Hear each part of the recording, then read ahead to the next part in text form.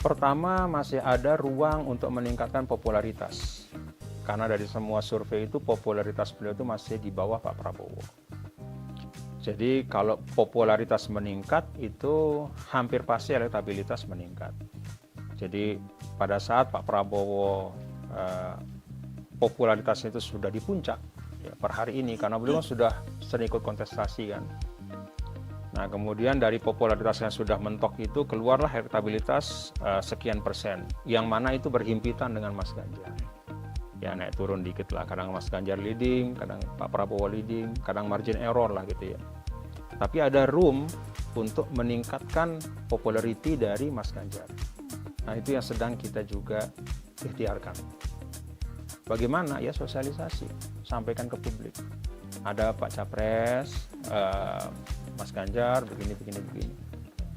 Turun ke bawah. Banyak yang bilang begini, Pak Ustadz.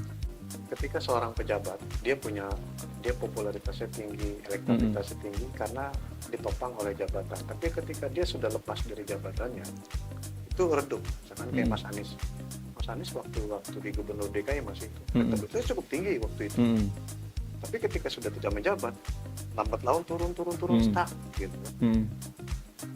Mas Ganjar sudah tidak bukan lagi gubernur Jawa Tengah. Sekarang pun nggak kedengeran setelah jadi gubernur Jawa Tengah. Ini kemana nih Mas Ganjar? Cuma tampil di Mata Najwa yang kita tahu kemarin. Oh iya. Ya itu tantangan. Itu tantangan Mas Is. Tapi kalau kami sih sangat optimis ya, karena sebenarnya salah satu yang sekarang jadi agenda mendesak bagi TPN itu adalah mengatur penjadwalan Mas Ganjar. Kenapa perlu diatur? Karena demikian banyak permintaan.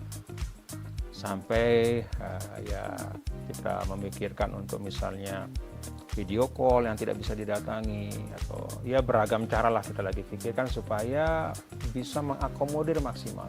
Jangan sampai ada yang kecewa. Nah, animo untuk didatangi Mas Ganjar, untuk disapa itu semakin tinggi justru. Itu menunjukkan bahwa insya Allah beliau tetap dinanti gitu. Dan mudah-mudahan kita terus meningkatkan pengetahuan, kemengertian ya, masyarakat bahwa oh ada capres, ada Mas Ganjar gitu, sehingga kemudian bisa mengerti gagasannya dan bisa memilih beliau. Salah satu sosialisasi yang efektif di masyarakat kalangan bawah itu kan televisi. Nah kemarin kan juga tayangan azan itu kan masif di bawah juga.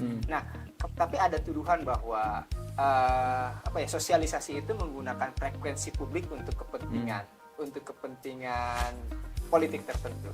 Nah menjawab hal itu seperti apa? Kita ini kan negara yang sudah mengalami institusionalisasi dalam banyak hal. Semua ada institusinya, ada otoritasnya. Semua orang boleh berpendapat, beropini, tapi otoritas yang terkait lah yang memberikan kata akhir. Ada KPI, ada Bawaslu, segala macam. Kalau semua mengatakan nggak masalah, ya sudah, lanjut terus gitu.